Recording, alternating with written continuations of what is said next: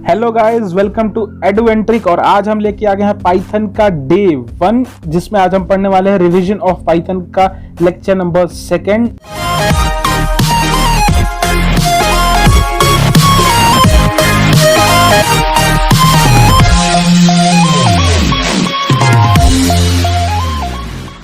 So today we have chapter 1 revision of Python और इसका है ये सेकंड लेक्चर।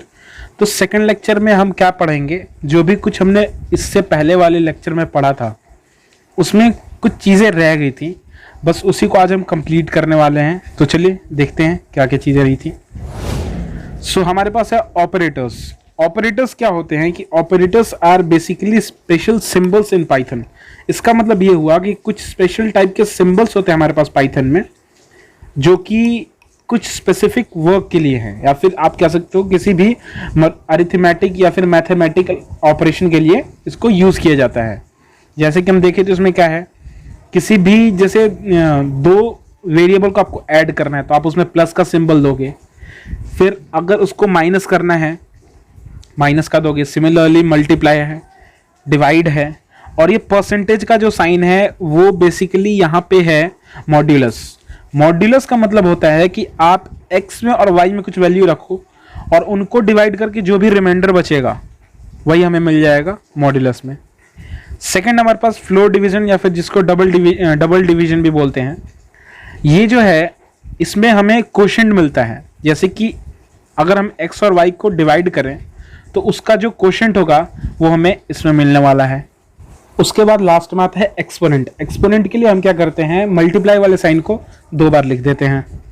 तो चलिए इसको एक प्रोग्राम की मदद से समझते हैं और एक पाइथन कोड को लिखते हैं, ताकि इस चीज़ को हम अच्छे से समझ पाए कि आखिर इनका यूज़ पाइथन में होगा कैसे।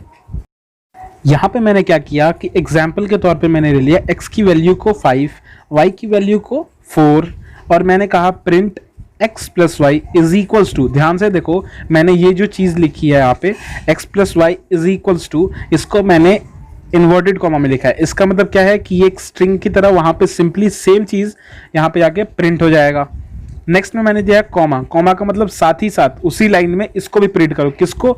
x प्लस वाई को। यानी कि अब मैंने यहाँ पे दे दिया कमांड कि x और y को उठाओ और उनको जोड़ के प्रिंट कर दो। ठीक है। सिमिलरली यहाँ पे प्रिंट x माइनस वाई और x माइनस वाई। ठीक है। उसको x इन्वर्टेड कॉमा में रखा था, क्यों? ताकि वो बाहर में जैसे का तैसे, और x माइनस वाई क्या, इसका मतलब कि वो फंक्शन की तरह वहां पे ऑपरेट हो जाए। ठीक है। इसीलिए हम इसको ऑपरेटर्स बोलते हैं, क्योंकि ये ऑपरेट करते हैं कि हमने जो वैल्यू दी उनको ऑपरेट करो हमारे अकॉर्डिंग, जो भी हम यहाँ पे आपको कमांड दे रहे हैं। ठीक है। नेक्स्ट हमारे पास x इंटू वाई, फिर x डिवाइड वाई, फिर x। इसका सिंबल का मतलब क्या था, मैंने अभी आपको प्रीवियस में बताया था, याद करो। Floor division. फ्लोर डिवीजन का काम क्या था? क्वोशेंट को देना। नेक्स्ट हमारे पास x raise to the power y। x into y का क्या मतलब हुआ? x raise to the power y। ठीक है। देखते हैं इसका आउटपुट क्या आता है अभी। सो इसका आउटपुट हमारे पास आ गया है, और आप देख सकते हैं कि जो भी मैंने यहाँ पे प्रिंट कराया था वो उसके करस्पॉन्डिंग प्रिंट हो गया। जैसे कि मैंने बोला था print x plus y inverted comma में, तो x प्लस वाई आ गया है। यहाँ पे मेरे से प्रिंटिंग मिस्टेक हो गई है, यहाँ पे मैंने इन्वर्टेड कॉमा यहाँ पे छोड़ ही दिया है। वो नहीं होगा, इन्वर्टेड कॉमा आउटपुट में नहीं आएगा। क्यों? क्योंकि वो इन्वर्टेड कॉमा यहाँ पे इंडिकेट कर रहा था एक स्ट्रिंग को, कि यहाँ पे ये स्ट्रिंग जो है वो सिमिलरली वहाँ पे जाके प्रिंट हो जाए। लेकिन अब आउटपुट में ये क्या आएगा? Without inverted comma. तो यहाँ पे आउटपुट में क्या आना चाहिए?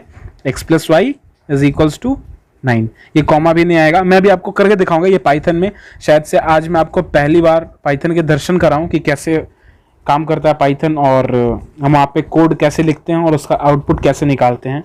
तो अभी देखेंगे उसको। हम पहले इसको थोड़ा सा समझ लेते हैं, ताकि फिर वहाँ पे मैं फटाफट से करके आपको दिखा दूंगा। तो यहाँ पे देखते हैं प्रिंट x प्लस वाई मैंने लिखा, और प्रिंट x प्लस वाई लिखते के साथ मेरे पास इधर भी x प्लस वाई आ गया। कॉमा मैंने बोला x प्लस वाई। अब ध्यान से देखो, ये इन्वर्टेड कॉमा में था तो सेम चीज़ यहाँ पे प्रिंट हो गई। अब यहाँ पे इन्वर्टेड कॉमा में नहीं है, तो वो चीज़ को ये ऑपरेट करके इसने आउटपुट में लिख दिया। तो इसीलिए हमारे पास x plus y is equals to हो गया 9, x minus 1 is equals to 1, x into y is equals to 5 into 4 20। x double divide ये कह लो या फिर फ्लोर डिवीजन कह लो। फ्लोर डिवीजन से क्या आंसर आ रहा था? मैंने आपको क्या बताया था कि जो कुछ भी उसका कोशेंट होगा, रिमाइंडर को वहां पे वो छोड़ देगा, यानी कि इसमें ये पॉइंट वाली वैल्यू को नहीं लेगा। तो 5 डिवाइडेड बाई 4 करोगे तो 1 टाइम्स में जाएगा ये, ठीक है। तो इसलिए यहाँ पे क्या आउटपुट आ गया 1। सिमिलरली डबल इंटू का प्रयोग मैंने क्या बताया था आपको कि डबल इंटू का यूज आप तब करोगे जब आपको रेज टू द पावर करना हो। जैसे मुझे x raise to the power y करनी है यहाँ पे, तो मैंने x इंटू इंटू वाई कर दिया, तो क्या जाएगा यहाँ पे 5 रेज टू द पावर 4, यानी 5 इंटू 5 इंटू 5 इंटू 5 क्या जाएगा हमारे पास 625, ठीक है। तो चलिए इसको करके देखते हैं हम अभी पाइथन में। तो मैं अभी आपको लेके चलता हूं अपने लैपटॉप की स्क्रीन पे और देखते हैं पाइथन में करके इसको। तो अभी मैं आ चुका हूं अपने लैपटॉप की स्क्रीन पे और मैं उस फाइल को ओपन कर लेता हूं जिस फाइल में मैंने ये कोड पहले से लिख रखी है। आप ऐसे करके टाइपिंग करके यहाँ पे लिखोगे, ठीक है, क्योंकि आपका डे 1 है तो मैं आपको बता रहा हूँ ये सारी चीज़ें। तो ऐसे वैसे आपको प्रिंट करके ये सारी चीज़ें लिखनी है। मैं अभी इसको हटाता हूँ और मैं निकालता हूँ अपने फाइल को जो मैंने पहले से लिख रखा है इसमें आपके लिए। तो मैंने कर दिया उसको ओपन और ध्यान से देख लो वो सेम ही कोड मैंने लिखा है जो अभी मैं समझा रहा था। और x = 5 y = ये सारी चीज़ें जो मुझे प्रिंट करनी, मैंने यहाँ पे एक दो और भी ऐड कर दिया, x की वैल्यू y की वैल्यू भी मैं प्रिंट करा दूंगा। तो अभी मैंने प्रेस किया F5 और ये हमारे सामने हमारा आउटपुट आ चुका है। और आप देख सकते हैं कि आउटपुट वो सेम ही है जो हमने वहाँ पे लिखा था प्रिंट। मैंने कहा था ना यहाँ पे इन्वर्टेड कॉमा आउटपुट में नहीं आएगा, तो ये आउटपुट में इन्वर्टेड कॉमा नहीं आया है, ठीक है। आप इसको देख लो एक बार अच्छे से। ये x की वैल्यू मैंने x ले ली, यहाँ पे y की वैल्यू ले ली, देन अभी मैं ले रहा हूँ x + y की वैल्यू आ जाएगी यहाँ से। x + y की वैल्यू कितनी होगी 5 + 4 9, तो x + y = 9 आ गया। सिमिलरली मेरे पास x - y = आ जाएगा कितना 5 - 4 = 1।